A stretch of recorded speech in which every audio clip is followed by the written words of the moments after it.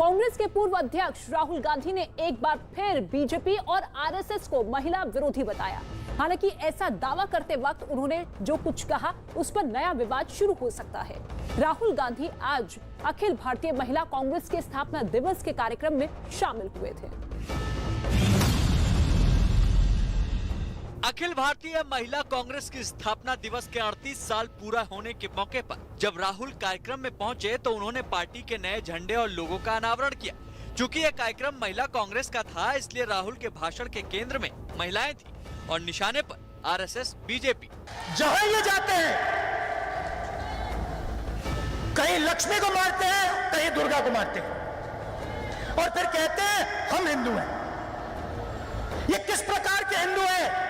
देखिए, कुल मिलाकर के राहुल गांधी के बारे में पूरे देश की जनता जान चुकी है कि कितनी उनकी बुद्धि है और उसी प्रकार से वो बात करते हैं। उनका ट्रैक रिकॉर्ड निकालिए तो सदैव इसी प्रकार के उल जलूल बातें करते हैं। देश के लोग उनको बहुत गंभीरता से नहीं लेते। लेकिन विरोधी दल और विरोधी विचारधारा को महिला विरोधी ठहराते वक्त राहुल ने जो कुछ कहा, जैसी तुलना की, उसका अंदाजा शायद ही किसी को रहा हो। अभी गांधी जी की फोटो देखी आपने? गांधी जी के साथ आपको 3-4 महिलाएं दिखेंगी ही दिखेंगी। सही? मोहन भगवत के साथ आपने किसी महिला की फोटो देखी है? कभी देखी है? हो ही नहीं सकता, क्योंकि उनका संगठन महिला शक्ति को दबाता है। राहुल की नजर में कांग्रेस मतलब महात्मा गांधी और बीजेपी मतलब मोहन भागवत। महिला कांग्रेस के लोगों में कांग्रेस के चुनाव चिन्ह हाथ को शामिल किया गया है।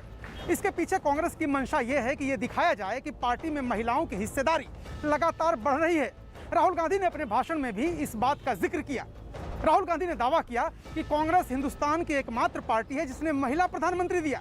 लेकिन बड़ी चालाकी से राहुल ने उस महिला प्रधानमंत्री का नाम नहीं लिया, क्योंकि वो उनके परिवार की थी और राहुल अगर महिला प्रधानमंत्री का नाम लेते तो उन पर वंशवाद का आरोप लगता। देश में हर सरकार में महिलाओं की भागीदारी रही है और 2014 के बाद आई मोदी सरकार में देश को पहली विदेश मंत्री और वित्त मंत्री भी महिला के रूप में मिली। मोदी सरकार के दौरे में देश ने मानव संसाधन मंत्रालय में भी महिला मंत्री देखा, लेकिन राहुल ने बीजेपी पर महिलाओं को दबाने का आरोप लगाया। नरेंद्र मोदी ने, आरएसएस ने महिला को हिंदुस्तान का प्रधानमंत्री नहीं बनाया, कांग्रेस पार्टी ने बनाया। राहुल गांधी ने कांग्रेस पार्टी के चुनाव चिन्ह की भी अपनी तरह से व्याख्या की। उन्होंने हाथ चुनाव चिन्ह को हर धर्म के प्रतीक से जोड़ा और दावा किया कि कांग्रेस में लिंग, जाति और धर्म के आधार पर किसी से कोई भेदभाव नहीं किया जाता। बातों बातों में राहुल चुनावी राजनीति में आने वाले दिनों के संकेत भी दे गए। मैं ये बात समझता हूं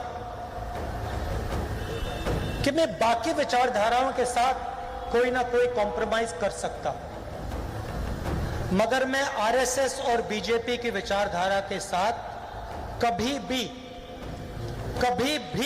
कॉम्प्रोमाइज नहीं कर सकता। पार्टी के महिला कार्यकर्ताओं का उत्साह बढ़ाने के लिए राहुल ने कई बातें की, लेकिन महिलाओं को लेकर बापू और आरएसएस की तुलना सियासी गलियारों में तूल पकड़ सकता है। राहुल गांधी कई बार अपने बयानों की वजह से विवादों में फंस चुके हैं। इस बार महिलाओं के सशक्तिकरण के बहाने उन्होंने जो कुछ कहा उस पर सियासी घमासान छिड़ चुका है। तालिबानी आतंकवादियों से जुड़ा